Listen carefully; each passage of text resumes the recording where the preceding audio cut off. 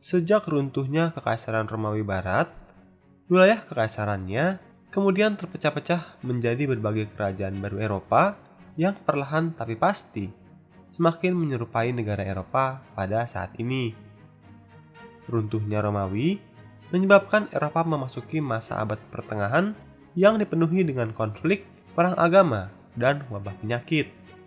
Tidak heran jika masa-masa tersebut dikenal sebagai masa kegelapan. Salah satu peristiwa yang menjadi puncak dari masa ini adalah Perang 30 tahun yang dilatar belakangi konflik agama antara Kristen Protestan melawan Kristen Katolik. Perang ini dikenal sangat menghancurkan Eropa. Walau begitu, dampak dari perang ini bersama dengan Renaissance juga sangat besar. Renaissance adalah masa yang terjadi antara abad ke-15 hingga ke-16 yang menjadi peralihan dari abad pertengahan menuju zaman modern. Di zaman ini, terjadi perubahan di benua Eropa dalam berbagai bidang. Eropa yang sejak keruntuhan Romawi terbelenggu dengan berbagai keterbelakangan mulai disentuh oleh cahaya pengetahuan. Melalui perkembangan iptek yang semakin pesat, bangsa Eropa melakukan perjalanan mengeksplorasi dunia. Selain karena majunya iptek, kejatuhan kota Konstantinopel ke tangan Kesultanan Turki Utsmani juga ikut menjadi faktor pendorong mengapa bangsa Eropa pergi berlayar ke Asia. Konstantinopel adalah pusat perdagangan barat, di mana jalur berbagai komoditas Asia dari jalur sutra di darat diperdagangkan menuju ke Eropa. Jatuhnya Konstantinopel memberikan pengaruh dan manfaat besar bagi Turki Utsmani yang kini memberlakukan pajak tambahan bagi berbagai komoditas dari Asia tersebut. Berbagai jenis pemasukan tambahan inilah yang nantinya berkontribusi bagi pembangunan dan ekspansi militer Turki, sehingga memungkinkan masa-masa kejayaan Kesultanan Turki di kemudian hari. Di sisi lain, bangsa Eropa semakin kesulitan untuk memperoleh berbagai komoditas dari Asia. Kalaupun bisa, harganya sudah jauh lebih tinggi karena adanya tarif tambahan. Kemajuan iptek dan kebutuhan akan berbagai komoditas inilah yang akhirnya mendorong mereka mau tidak mau harus mencari jalur alternatif untuk menuju ke Asia. Portugal dan Spanyol bisa dianggap sebagai bangsa Eropa pertama yang memulai zaman eksplorasi. Ekspedisi lintas samudra ini dimungkinkan oleh berbagai kemajuan iptek seperti semakin diterimanya pandangan bumi itu bulat maupun kemajuan navigasi pelayaran. Para pemimpinnya juga semakin percaya jika mereka tidak bisa mencapai Asia lewat jalur darat, mereka tetap bisa mencapai Asia dengan menempuh jalur laut. Perlu diingat, saat itu keberadaan benua Amerika masih belum diketahui. Kedua bangsa ini juga sering berkonflik secara militer dengan Kesultanan Turki. Tidak mengherankan jika keduanya menjadi bangsa Eropa pertama yang memulai hal tersebut. Sejak saat itu, bangsa Eropa menjelajahi samudra untuk mencari wilayah-wilayah baru. Dilatar belakangi dengan ambisi 3G, Gold, Glory, dan Gospel, perjalanan bangsa Eropa ini tidak hanya sekedar mencari rempah-rempah, melainkan berubah menjadi penaklukan wilayah-wilayah. Nah, kali ini, Mimin mau ceritain beberapa penaklukan terkenal yang dilakukan oleh bangsa Eropa terhadap berbagai kerajaan-kerajaan di seluruh dunia. Yang pertama ada penaklukan Alfonso de Albuquerque, bangsa Eropa pertama yang secara resmi melakukan penjelajahan lintas samudra adalah bangsa Portugis. Mereka juga bangsa Eropa pertama yang mencapai Nusantara. Bangsa Portugis tiba di Malaka tahun 1509. Penguasa Portugal saat itu mengutus Diogo Lopes de Sequeira untuk menjalin persahabatan dengan penguasa lokal. Kedatangan Portugis pada awalnya disambut dengan baik, tapi komunitas dagang Islam internasional meyakinkan Sultan Mahmud bahwa kedatangan Portugis adalah sebuah ancaman. Sultan kemudian memerangi Portugis yang kemudian berlayar ke tengah lautan untuk membangun kekuatan baru.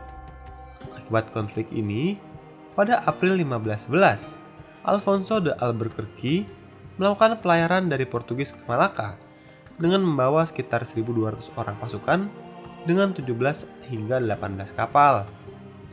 Peperangan antara Portugis yang dipimpin oleh Alfonso melawan Kesultanan Malaka akhirnya tidak dapat dihindari lagi. Sialnya bagi Kesultanan Malaka, selain harus melawan Portugis, kondisi internal negaranya juga sedang dilanda prahara. Akhirnya, bangsa Portugis mampu memenangkan perang ini dan menaklukkan Malaka. Penaklukan Malaka oleh bangsa Portugis menjadi pintu masuk bangsa Portugis ke Nusantara. 1512, pasukan Alfonso tiba di Maluku yang saat itu melihat konflik antara kerajaan Tidore dan kerajaan Ternate. Kedatangan Portugis juga disambut baik oleh kerajaan Ternate.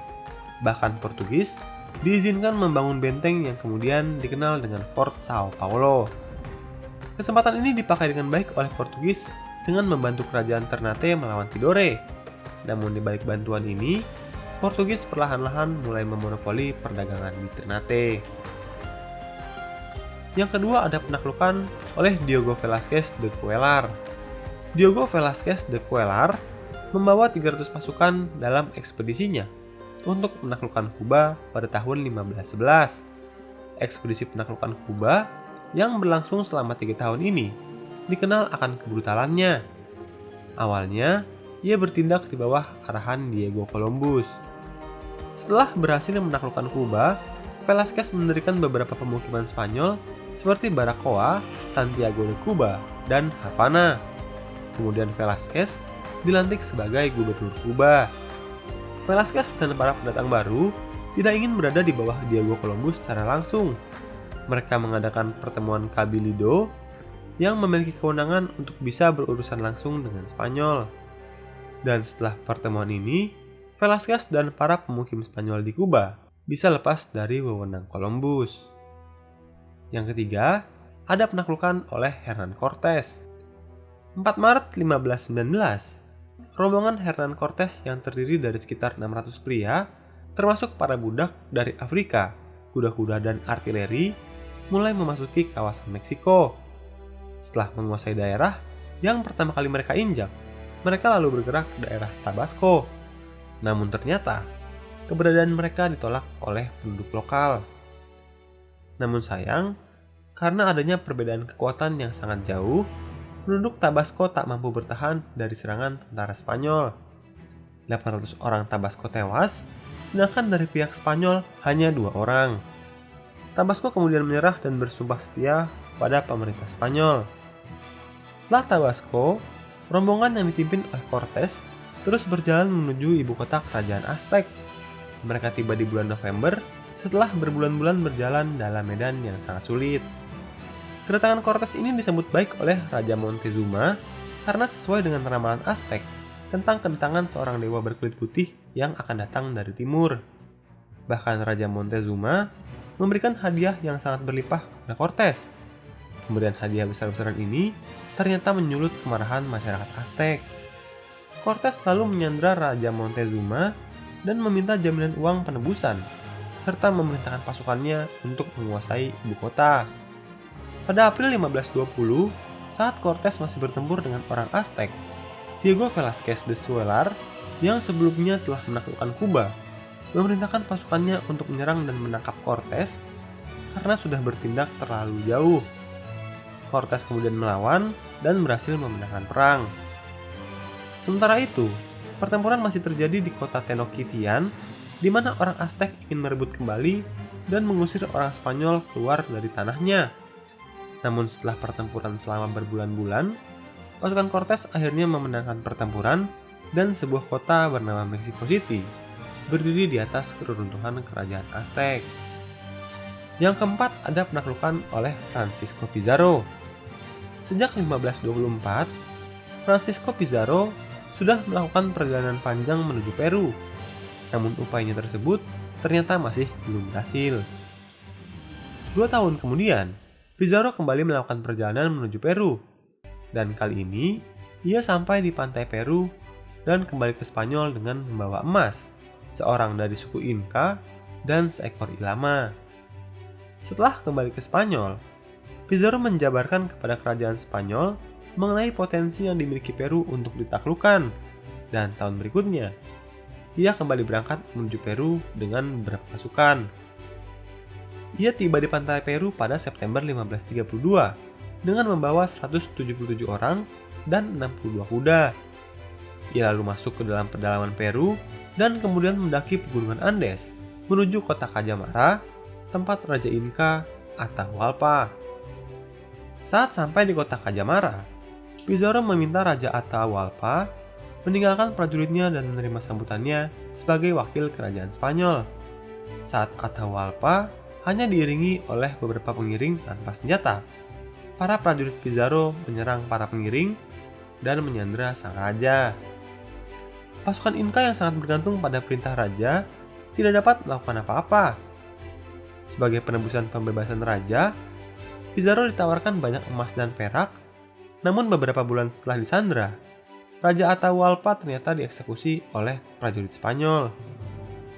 November 1533, Pizarro dan pasukannya kemudian memasuki ibu kota kerajaan Inca tanpa perlawanan sedikit pun pada tahun 1533. 2 tahun kemudian, Pizarro mendirikan sebuah kerajaan baru yang berpusat di kota Lima dan menjadikannya sebagai ibu kota bagi Peru. Nah, demikian beberapa kisah dari penaklukan bangsa Eropa terhadap kerajaan-kerajaan di dunia. Menurutmu, mengapa ekspedisi bangsa Eropa cenderung mudah menaklukkan kerajaan-kerajaan ini? Apakah yang menjadi alasannya? Yuk share pandanganmu di kolom komentar. Hai, terima kasih sudah menonton dan belajar sejarah bersama Inspek History. Jangan ragu untuk berikan komentar, like, dan bagikan bila kamu merasa konten ini bermanfaat.